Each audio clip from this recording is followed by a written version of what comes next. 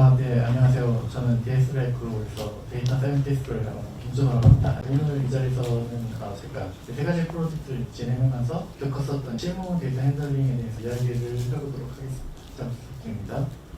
저희 회사에 대해서 간략하게 소개를 시켜드리도록 하겠습니다. 저희 회사 같은 경우에는 DS2 AI라고 하는 인공지능 특허 MLOps 제품을 통해서 다양한 기능들을 시험하고 있는데요. 그중에서 데이터 라벨링 자동화, 카스 데이터 구축 및 가공, 인공지능 카스 환경 조성, 인공지능 코드 자동 개발 지원, 그리고 모델 배포, 그리고 이제 제약스 파이프라인 구축 등을 제공하는 솔루션이라고 이해해 주시면 감사하겠습니다. 네, 오늘 발표에서는 소개팅 추천과 선생님 추천, 그리고 반도체 칩 에러 예측 이 세 가지 프로젝트를 진행하면서 겪었었던 데이터 핸들링에 대해서 말씀드리도록 하겠습니다. 첫 번째로 소개팅 추천 서비스는 다음과 같은 순서로 발표를 해드릴 예정이고요. 목표 및 데이터, 그리고 데이터 분석, 추천 모델 선정, 그리고 특징 선별 및 처리, 그리고 콘텐츠 기반 유사 도정리, MF 평가 점수 정의, 그리고 모델 선거 확인으로 진행하도록 하겠습니다. 먼저 해당 소개팅 추천 서비스의 목표는 사용자의 프로필 정보와 파트너의 외모 만남 평가를 기반으로 이성을 추천해주는 시스템을 만드는 것이 목표였습니다.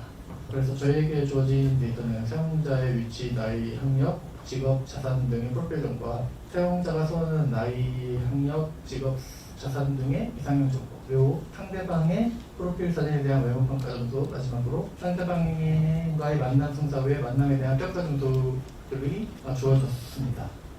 그래서 이런 데이터에 대한 분석을 진행을 해본 거에 대한 요약은 다음 같습니다. 일단 데이터 프로젝트 같은 경우에는 프로필과 이상형 데이터가 1205건, 그리고 평가 데이터가 이제 5281건이 수집되었습니다. 결집 데이터는 프로필 이상형 데이터에서는 미비했고, 평가 데이터의 경우에는 남성 외모 평가가 72%, 여성 외모 평가가 53%, 남성 만남 평가가 52%, 여성 만남 평가가 49%로 가시겠습니다. 데이터 타입의 경우 대부분 인테저 인코딩이나 오디널 인코딩으로 수집이 됐고요. 그리고 키, 몸무게, 나이, 점수 등은 컨티뉴어스 베리어블이었고, 큐드 디스트리뷰션을 뛰어넘는 확인되었습니다. 이상값은 또 미비했고, 특징이 마그니튜드는 카디널리티 사이즈로 크게 차이가 나지 않았습니다. 앞서 새로운 데이터를 기반으로 추천 시스템의 목표와 모델링 과정은 다음과 같습니다. 우선 이제 해당 추천 시스템은 초기 회원들의 프로필 정보만으로 파트너를 추천해 줄 수 있어야 되고요. 그리고 초보 후에 외모나 이제 만남의 평점을 기반으로 새로 파트너를 추천해 줄 수 있었어야 했습니다. 그래서 각 목표 달성에 적합한 모델을 생각해봤을 때 AWS 퍼스널라이즈에서도 활용하고 있는 컨텐츠 기반 필터링과 조합 필터링 등을 새벽 확인할 수 있었고요. 하지만 각 모델들도 한계가 존재합니다. 예를 들어서 콘텐츠 기반 필터링은 사용자의 프로필과 유사한 데이터 이용자의 정보를 활용해서 동작을 하기 때문에 다양한 추천을 하기에 좀 한계성이 있습니다. 조합 필터링 같은 경우에는 평점 히스토리를 기반해서 추천을 하다 보니까 저기에 콜스타트나 퍼스트 레이트 프로그램, 그리고 스파스 매트릭스 프로그램 등이 진행할 수 있습니다. 그래서 이러한 두 모델을 이제 사용 보완할 수 있도록 콘텐츠 부스티드 프로버비티 필터링을 사용하기로 했고요. 대충 콘텐츠 부스티드 프로버비티 필터링을 간략하게 설명드리자면 스파스 매트릭스를 콘텐츠 기반 필터링으로 인플루언싱을 해서 덴스 매트릭스를 만든 다음에 그 덴스 매트릭스를 통해서 MF를 실현한다고 보시면 될 것 같습니다. 그러면 이제 다음 문제가 콘텐츠 기반 필터링을 어떻게 이제 평점을 추론하냐인데, 이 경우 같은 경우 도메인 노리지 등식 기반으로 평점을 이제 추론하게 됐습니다. 그 소개팅 업종의 이제 전문가와 이제 논의를 해가지고 각 프로필 정보를 이제 환산하는 이제 환산 수식과, 그리고 각 사용자가 중요시하는 해당 편점을 정의하기 위해서 논의를 했고요. 인플루언싱된 점수를 통해서 그룹들을 클러스터링하고, 클러스터링인데 그룹 내에 이제 평점을 통해서 추론 점수를 정의하거나 아니면은 KNN을 통해서 평점을 추론하는 방식을 사용했고요. 추론 점수를 계산하기 위한 유사도 점수를 정의를 해야 되는데, 도메인 노리지를 활용해가지고 점수를 환산을 하고, 그 다음에 가중치를 해서 그 점수를 환산하고 그 점수를 통해서 앞서 말씀드린 KN의 클러스터링을 통해서 또 점수를 인플루언싱 한다고 생각하시면 될 것 같고요. 그렇게 인플루언싱 점수를 통해서 어멘트된 데이터가 56,000건에 달하는 데이터를 생성할 수 있었습니다. 그래서 이제 이렇게 인플루언싱된 점수를 통해서 벡터 스펙트라이제이션을 수행을 했고요. 벡터 스펙트라이제이션 같은 경우는 케라스를 통해서 모델링을 하고 방식은 이제 워드 이메일링과 같은 방식으로 진행을 해서 원개 워드에다 K의 피처를 모델링하는 방식까지 같은 방식으로 수행을 하게 되었습니다. 파이썬 파라미터는 다음과 같이 설정해서 수행을 했고요. 모델 성능은 다음과 같습니다.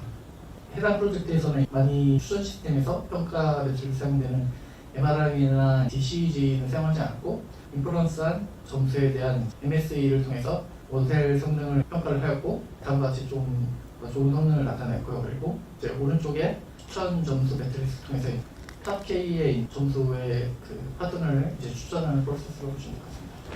다음은 또 비슷한 이제 선생님 추천을 근데 이것도 마찬가지로 CBC를 활용한 시스템이었고 다른 점이 부족한 데이터와 다른 데이터 형식 그리고 다른 유사도 정의를 통해서 시스템을 구성했습니다. 이 프로젝트에서도 콘텐츠 기반의 유사도 정의는 해당 도메인 전문가의 의견을 반영을 해서 학생의 이제 개인정보를 최소한으로 수집을 하고 학생 설문지와 선생님의 정보를 통해서 모델을 학습하는 것이 목표였습니다. 정보 같은 경우는 학생은 성별, 나이, 수강 언어, MBTI, 복수 선택, 희망 의사 유형, 선생님 유형, 학습 유형 등을 12가지 질문 등이 있었고 선생님 정보는 이제 숙련도, 점수, 언어, 경력, 국적, 성별, 수업 유형, 주제, 강사 수업 유형, 선호 수업 유형 등의 점수로 이제 구성되었습니다. 네, 해당 프로젝트에서는 학생 데이터가 11건에 불과할 정도 데이터가 좀 부족한 상태였었고 결국에 더미 데이터를 생성해서 추천 시스템 개발하고 추후 실제 데이터를 통해서 모델을 업데이트하는 방향으로 이제 진행하게 되었습니다. 그래서 총 생성한 더미 데이터의 사이즈는 선생님의 경우는 680건, 학생의 경우는 2,400건, 방위평가는 45,000여 건을 생성했습니다. 데이터 타입의 경우 나이, 숙련도, 커리어 등 제목 모두 카테고리형 데이터였고 데이터 분포는 대부분 스크류 디스트리뷰션 되게 되었습니다. 데이터가 나타나지 않았고 데이터의 마그니튜드는 카이네티로 되지 않았습니다. 손해의 추천 아키텍처는 소개팅 추천과 마찬가지로 CBCF를 활용해서 콘텐츠 기반의 유사도를 계산하는 로직이 데이터에 따라 변경되었고요. 학생의 설문지와 프로필 정보를 토대로 구성된 특징들 기반으로 같은 언어를 수강한 유사한 학생들을 KNN으로 구한 후 유사한 학생들이 수강 언어 목록에 선생님을 중 다시 유사한 선생님들 KNN으로 구하여 이제 평균 점수로 인크로싱을 했습니다. 그리고 이 점수를 통해서 MF를 진행했고요. 콘텐츠 기반 유사도를 구하기 위해서 도메인 놀리지를 이제 활용해서 정의를 하였고 멀티 카테고리 같은 경우는 이진 벡터화를 전처리를 한 다음에 전치라는 데이터와 이제 카테고리 데이터를 수치형 데이터를 가워 디스턴트를 통해서 그걸 계산을 했습니다. 다음으로는 수치형으로만 이제 구성된 전체 칩 설계를 예측을 하는 회계 분석 프로젝트 핸들링에 대한 얘기를 전해드리도록 하겠습니다. 해당 프로젝트의 목표는 반도체 칩 설계 과정에서 설계하는 다양한 특징을 기반으로 에러 지표의 WNS, 러버 오브 DRV, 그리고 TNS 등의 값을 이제 예측하는 것이었습니다. 특이점은 해당 프로젝트에서는 이제 모델의 학습 데이터와 해상이 되는 데이터의 칩이 디자인이 달라야 하는 것이었습니다. 데이터에 대한 정의는 이제 다음과 같다고 보시면 될 것 같고요.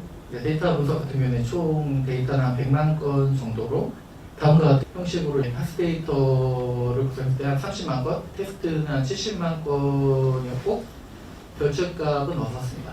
데이터 타입은 건수에 해당하는 카운터형 데이터와 너비 밀도 등을 해당하는 플로트 값으로 구성되었고요.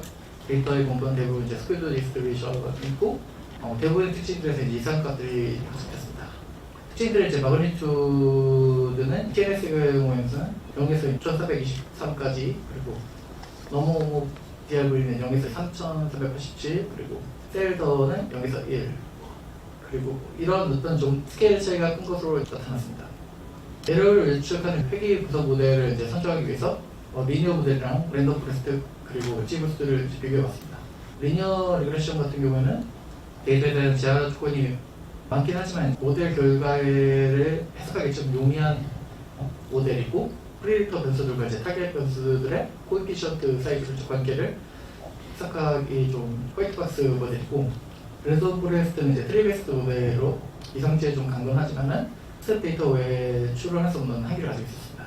이제 SLG 부스트 같은 경우에는 칩값이 이제 강건하지만은 모델의 복잡성으로 인해서 이제 추론도 줄여져에 대한 해석이 좀 난해한 그런 이슈가 있었습니다.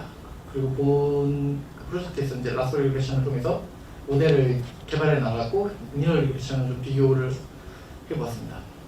데이터 엔지니어링 같은 경우는 이제 아웃라이어에 대해서는 KPI가 이제 스케일링은 로버스트 스케일링, 그리고 트랜스포머는 이제 예이 존스 트랜스포밍, 라소의 하이퍼파라미터의 알파는 이제 0.001로 이제 설정했고, 설정한 이유 같은 경우는 이제 로버스트 스케일링은 아웃라이어에 좀 강건하기도 하고, 트랜스포밍 같은 경우에는 필드 디스트리뷰션을 좀 더 가우시안에 가깝게 이제 변경하기 위해서 이제 진행했고요. 데이터에 대한 이제 다중 공산성을 이제 확인을 해보는 결과 한 20가지의 독립변수가 단중 공산성을 가진 것을 이제 확인해서 특정 변수들을 제외해서 이제 p-value를 계산을 했고요. 그리고 이제 오차항에 대한 이제 분포를 확인을 해보니까 리니어 모델과 이제 데이터 엔지니어링 후에 오차항 분포가 좀 더 가우시안에 가까워지는 어떤 계산점을 이제 확인을 할 수 있었습니다. 그래서 이제 최종 모델 성능 같은 경우에는 다음과 같이 데이터 엔지니어링을 설친 모델의 이제 성능이 MSE와 MA에서 많이 개선된 것을 확인할 수 있습니다. 이상으로 발표를 마치도록 하겠습니다. 감사합니다.